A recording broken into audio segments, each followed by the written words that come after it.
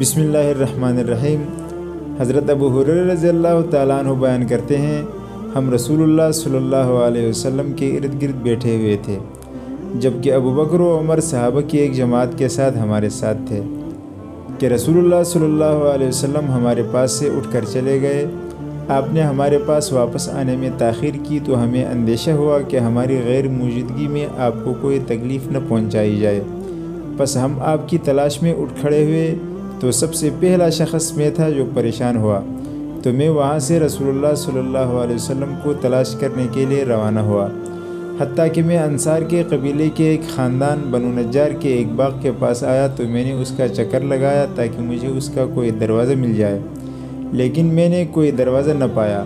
لیکن وہاں ایک بیرونی کنواں تھا جس سے ایک نالی باغ کی دیوار سے اندر جاتی تھی، پس میں سمٹ کر اس راستے سے رسول اللہ صلی اللہ علیہ وسلم کی خدمت میں پہنچ گیا۔ تو آپ صلی اللہ علیہ وسلم نے پوچھا، ابو ہریرہ؟ میں نے عرض کیا، جی ہاں اللہ کے رسول۔ آپ صلی اللہ علیہ وسلم نے فرمایا، تمہیں کیا ہوا کہ یہاں چلے آئے؟ میں نے عرض کیا، آپ ہمارے پاس سے تشریف فرما تھے کہ آپ اٹھ کر آ گئے اور ہمارے پاس واپس آنے میں تاخیر کی تو ہمیں اندیشہ ہوا کہ ہمارے غیر موجودگی میں آپ کو کوئی تکلیف نہ پہنچائی جائے، پس ہم گھبرا گئے۔ میں پہلا شخص تھا جو پریشانی کا شکار ہوا۔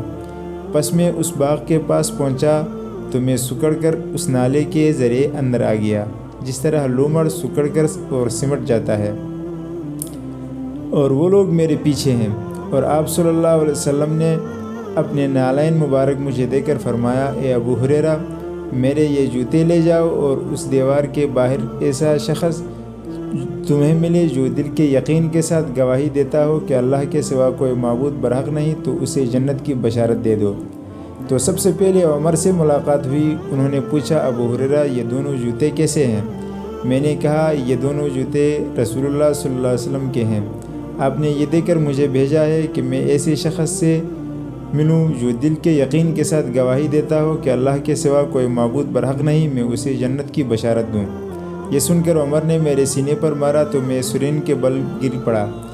انہوں نے کہا، ابو ہریرہ واپس چلے جاؤ۔ میں روتا ہوا رسول اللہ صلی اللہ علیہ وسلم کی خدمت میں واپس آیا، جبکہ عمر میرے پیچھے پیچھے چلے آئے۔ رسول اللہ صلی اللہ علیہ وسلم نے فرمایا، ابو ہریرہ تمہیں کیا ہوا؟ میں نے عرض کیا، میں عمر سے ملا تو انہوں نے میرے سینے پر اس زور سے مارا کہ میں سرین کے بل گر پڑا اور کہا کہ واپس چلے جاؤ۔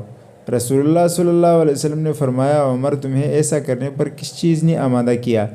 انہوں نے عرض کیا، اللہ کے رسول، میرے والدین آپ پر قربان ہوں، کیا آپ نے اپنے جوتے دے کر ابو ہریرہ کو بھیجا تھا کہ تم جس ایسے شخص کو ملو جو دل کے یقین کے ساتھ گواہی دیتا ہو کہ اللہ کے سوا کوئی معبود برحق نہیں، اس کو جنت کی خوشخبری سنا دو؟ آپ صلی اللہ علیہ وسلم نے فرمایا، ہاں۔ انہوں نے عرض کیا، آپ ایسے نہ کریں، مجھے اندیشہ ہے کہ لوگ اس بات پر توکل کر لیں گے، آپ انہیں چھوڑ دیں تاکہ وہ عمل کرتے رہیں۔ تو رسول اللہ صلی اللہ علیہ وسلم نے فرمایا، انہیں اپنے حال پر چھوڑ دو تاکہ عمل کرتے رہیں۔ رواہ مسلم۔